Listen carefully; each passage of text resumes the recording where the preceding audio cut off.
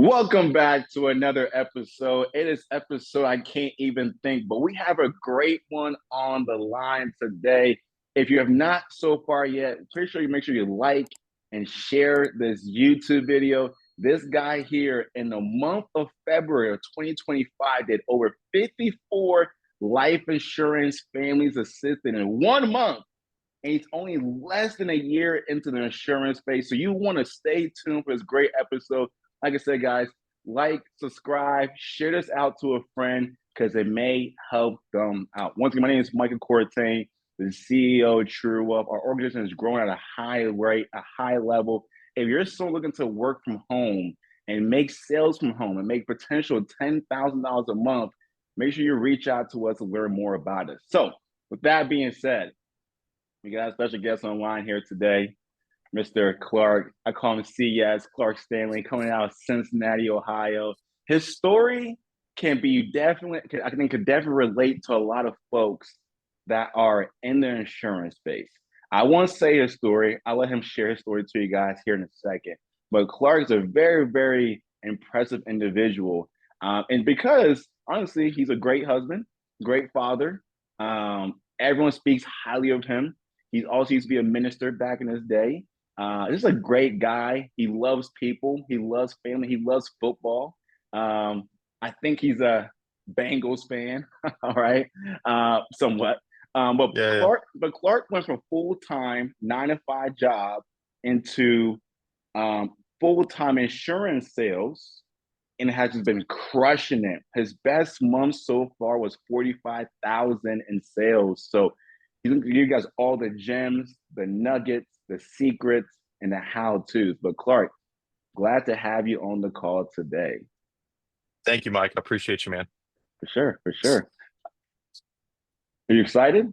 I am. Yeah, let's do it. I'm Let's I'm do it, ready. man. So they want to know, man, how 54 families assisted in 1 month. But before we get into that, though, let's kind of tease them up a little bit. Tell the people who you are, where you're from, hmm and why insurance.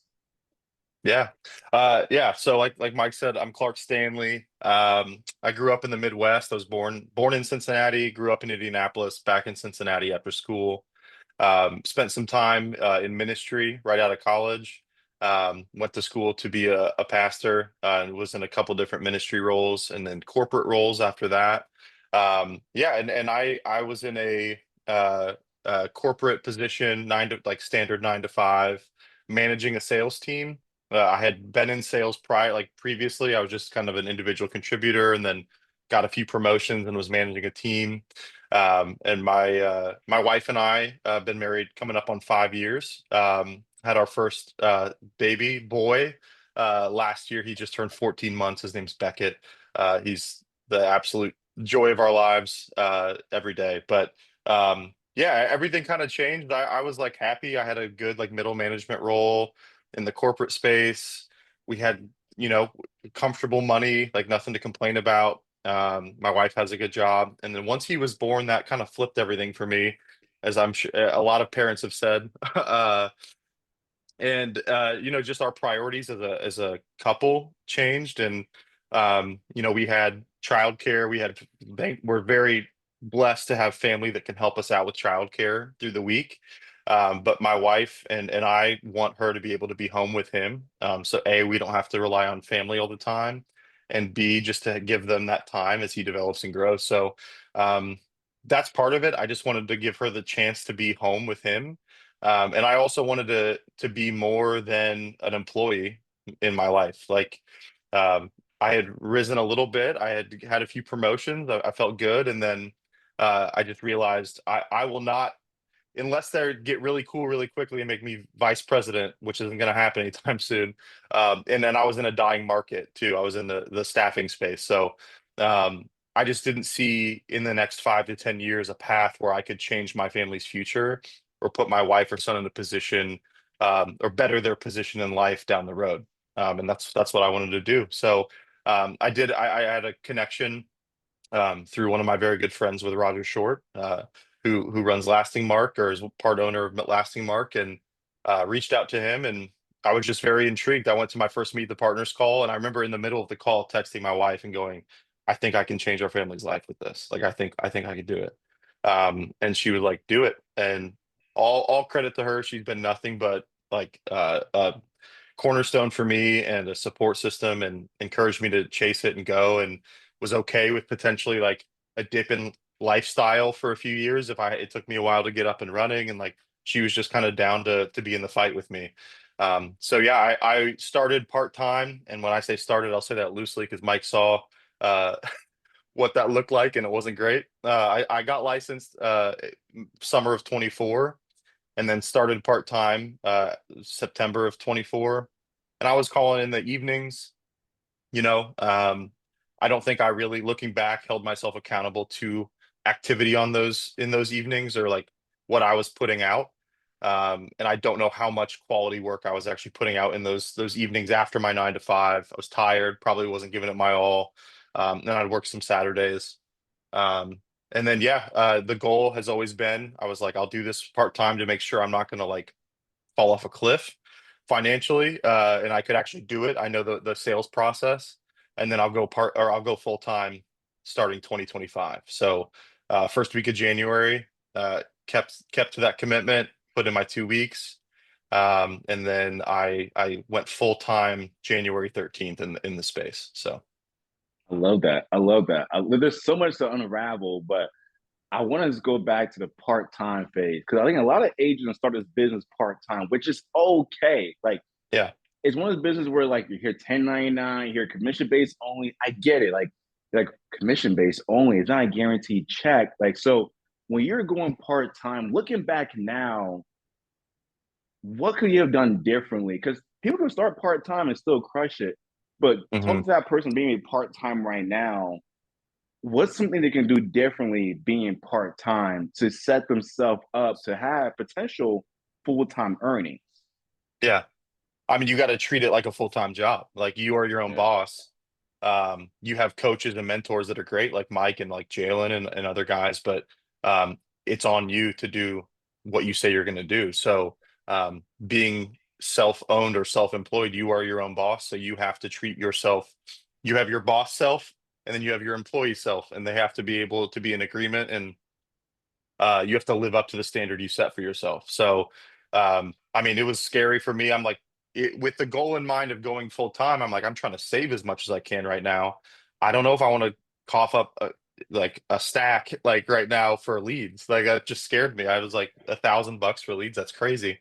And I wasn't good enough in my head yet or confident enough to like get a return on investment on that batch.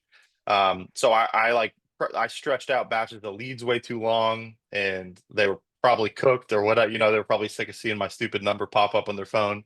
Um, so I didn't do that. I didn't track my metrics well. I didn't hold myself to I will be on at this time and I will call and hit this number of calls or hit this number of presentations in this 3 4 hour period in the evening. I didn't track that well. I was just like, oh, I'm on.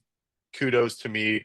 Oh, you're working so hard, Clark. You already worked your 9 to 5. Wow, what a hard worker. You got on later and did a second job. Like, so in my head, I think I had this different picture of it. And then, so yeah, I would say if you are part time, you have to have come in with the energy and excitement and motivation that it is your full-time job with the goal of making it your full-time job. You're not going to see accurate results if you're coming in with 50% effort. So I think you have to come in with that mindset of I'm going to grind and hustle, and I'm going to know my return on investment. I'm going to know my return on my um like what the output of my results are and like my goals and all of that. So knowing that would be a game changer. I would have probably accelerated my growth by months if I would have done that.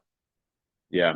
So I heard like not enough leads per week per month. I heard not setting aside set designated hours to work and also not tracking your metrics. Because when you track your metrics as in I need this many downloads to get a presentation. If I get this hmm many presentations, I should make this many sales because it's all hmm numbers in this business. So I heard leads, metrics, and just not spending enough time to work your business. So I think you said to me before, your first month you did about 1,000 in sales, 2,000 in sales? I had one sale. It was like 1,100 AP, and it was a chargeback. Yeah, Okay, okay. So your first yeah, month, 1,100 in sales, and the client then told you to yeah. cancel, and it didn't even count anymore. So fast Right. forward to now. We're now in March 2025. It's a beautiful day out Hmm. here in Ohio. Um, what changed? You went from part-time to full-time because you wanted more in your life. So when you went full-time, what's now your schedule? One, Hmm. leads per week, two, Hmm. and what's like your mindset every single day? So schedule, leads per week, and mindset. Because you're doing you're on pace in March to do over like 60 families assisted this month. So schedule, leads, routine. Yeah. Schedule. I'm on every morning at 9. Um, Generally, I mean, there's morning calls with Mike and Jalen. There's coaching calls. If there's not that, I'm making sure that I'm doing any administrative work between 9 and 10. So like, I got to follow up on that. That was a chargeback. I need to call her and make sure her or potential chargeback, check bounced or something. So I'm just doing anything like that, following up on maybe an application that I sent over that I haven't had approval on yet. Anything like that that won't draw time away from the precious hours where I'm dialing through the day. So I'll knock that out. If I get that done by 9:30, then I'll start dialing at 9:30. But at the latest, I try to start dialing at 10 a.m. And then I'm going from 10 to 5:30. Um, I don't eat lunch until I get an app. So that's kind of I learned that from Chris Ball. I loved it, and I hold myself to it. Sometimes I'm eating lunch at 3 and I'm hungry, but it's fine. But I'll take a quick, 5-10 minutes, scarf something down, hit the phones again. And then my goal a day starting out was like I just don't want to have any empty days. So I'll get an app a day at least. Since my first week, I think I had 2 empty days my first week, and I've not had an empty day since my first week in January, starting January 13th. And then I had someone else challenge me, hey, apps won't give you an accurate picture of your success. You need to have an AP goal every day. Because you can get an app and it's 400 AP, that's not going to get you to your family's like what you want to do for your family. So my goal, starting beginning of February, was 1,000 AP a day.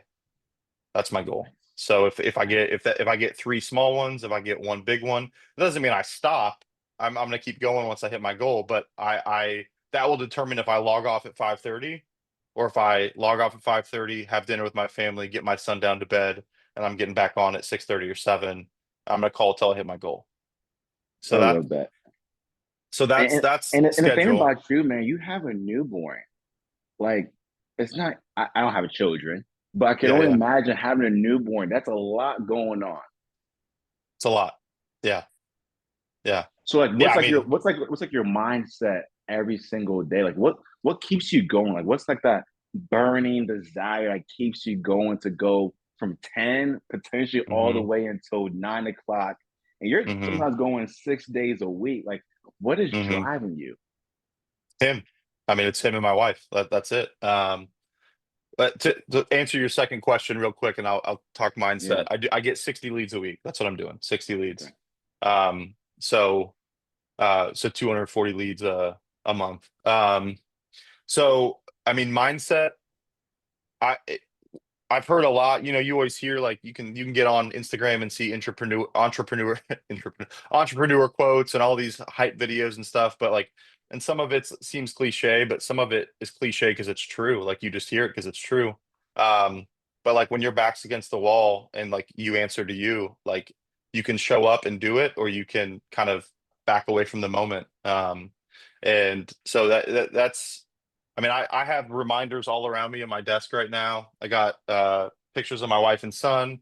Above my desk is a 5 by 5 flag that says "Nobody cares, work harder."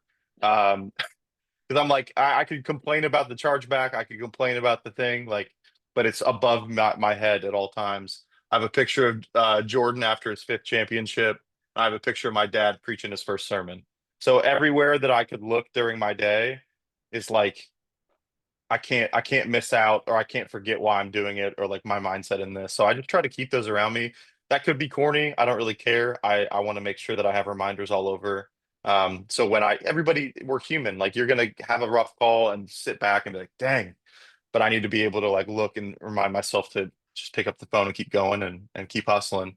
Um, but yeah, back against the wall. I was like, I don't have an option to fail. I don't have a plan B. I don't have interviews lined up. This is my job now.